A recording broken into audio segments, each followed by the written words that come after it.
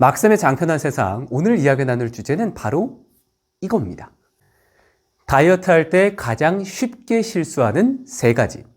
제가 이제 다이어트 편을 무려 10편을 만들었죠. 1편 이제 헬스부터 시작해서 어떠한 일들이 장 속 환경을 엉망을 만들면서 다이어트에 실패하게 되고 계속 살이 찌는 환경이 만들어지는지에 대한 이야기를 드렸는데, 오늘은 압축을 좀 한 내용이다라고 생각해 주시면 되고, 일상생활 속에서 우리가 쉽게 실수할 수 있는 부분들이 무엇이 있는지 얘기를 드려볼 텐데, 일단 첫 번째부터 바로 달려가 보겠습니다. 스트레스와 단백질이 있습니다. 스트레스 관리가 굉장히 중요하다는 이야기를 드렸는데, 우리가 일상생활 속에서 쉽게 할 수 있는 이 스트레스를 받는 행위, 어떤 게 있을까요? 제일 첫 번째는 바로 수면이 있습니다. 잠을 안 자면 장내 환경, 특히나 이 호르몬과도 연결이 되어 있다고 말씀을 드렸었죠. 잠을 제대로 안 자면은 포만감을 중추하는 이 렙틴 호르몬이 분비가 잘 안 되고, 그리고 이 그렐린 호르몬이 증가가 되면서 자꾸 음식을 당기게 만드는 역할을 한다고 말씀을 또 드렸었고, 그리고 장내 환경이 유익균들이 증식하는 게 아니라 유해균들이 점점 증식할 수 있는 환경을 만들어줘서 수면 관리가 굉장히 중요하다고 이야기를 드렸습니다. 자, 두 번째는 단백질인데, 어떤 단백질이냐면 바로 정제가 된 단백질입니다. 단백질은 필요한 녀석인데요. 제가 단백질은 살 빼는 데 쓰는 영양소가 아니라고 이야기를 드렸죠. 단백질은 생성하는 데 쓰이는 영양소예요. 호르몬, 그 다음에 피부, 이런 세포, 여러 가지들이 쓰여요. 뭐 정말 많아요. 효소를 만드는 데도 쓰이고 정말 많이 쓰이는데, 우리는 이 단백질을 어떻게 쓰고 있어요? 살 빼는 데 쓰고 있잖아요. 이거 잘못하면 큰일 나는데요. 이 정제 단백질을 과다하게 많이 섭취했었을 때는 간에서 단백질을 대사하는데 과부하가 생겨서 간에 부담을 주거나 혹은 신장에 부담을 줍니다.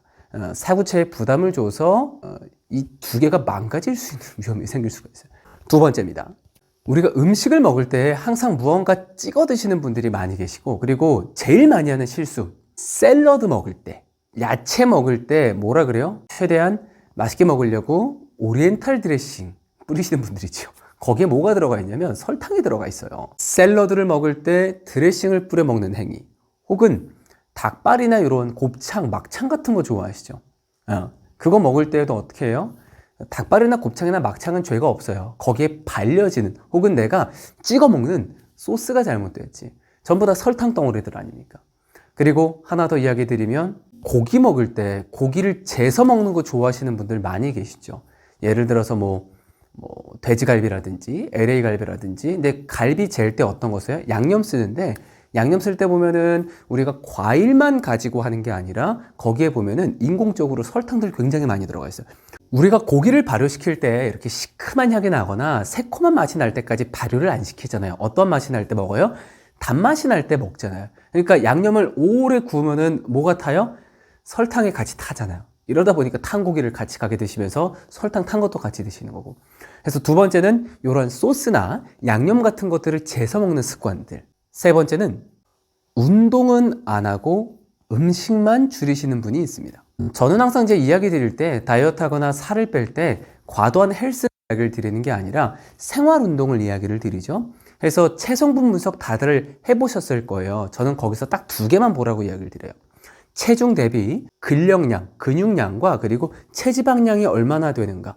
BMI 지수 같은 경우에는 사람마다 체격이 다르고 골격이 다르고 그렇기 때문에 2가지를 조금 더 강조해서 이야기를 드립니다.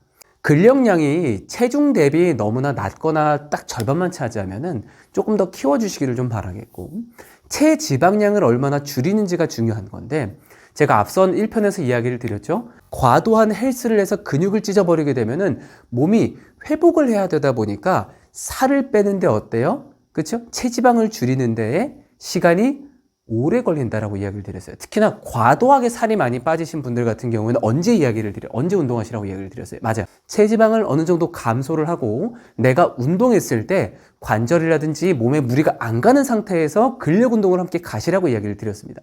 음식을 줄였을 때 빠지는 한계가 있습니다. 그래서 생활 운동을 같이 병행해 주셔야 돼요. 하루에 걷기 운동이라든지 계단을 오르는 운동이라든지, 드라마 보면서 뭐 이렇게 스쿼트를 하기 싫으시면은 앉았다가 일어났다 자세할 때 이렇게 멈춰있는 자세 있죠. 기마 자세. 기마 자세로 이렇게 지탱하는 좀 힘을 좀 키운다든지, 폼롤러가 있으면 폼롤러를 가지고 스트레칭을 해서 근육이 움직일 수 있도록 해주신다든지 여러 가지 방면이 있습니다. 어떻게 숨만 쉰다고 근력이 자라겠습니까? 몸을 움직여 주셔야죠. 이러한 것들이 좀 기반이 되어줘야 장내 환경에서 내가 몸이 바뀌어지고 싶은 환경이 조성이 됩니다. 어떻게? 유익균들이 증식할 수 있는 환경이 만들어져요. 과도한 당에 대한 수치가 줄어들고 스트레스를 받지 않음으로 인해서 유익균들이 증식할 수 있는 환경, 운동을 통해서 또 운동을 하고 싶은 욕구를 만들어주는 미생물들이 생겨나는 것들. 이러한 부분들이 우리가 다이어트를 하거나 디톡스를 하거나 살을 빼는 행동을 할 때에 전반적으로 갖춰져야 되는 것들입니다. 자, 오늘 영상은요, 좀 가볍게 압축시켜서 이 세 가지를 나눠서 이야기를 드렸는데, 결국 여기가 편해야 돼요. 속이 편하면 하루가 편하고, 장이 편하면 인생이 편합니다. 장 속 건강이 첫 번째로 챙겨져 줘야 살을 빼거나 다이어트를 할 때, 그리고 우리 몸속에 독소를 빼내는 디톡스 한다고 이야기하실 때, 이런 부분들을 하실 때 가장 큰 도움을 받으실 수 있으니까 잊지 마시고 내가 버려야 되는 습관은 무엇이 있는지 꼭 체크해 보시기를 바라겠습니다. 자, 그러면 다음 영상에서 만날게요. 안녕.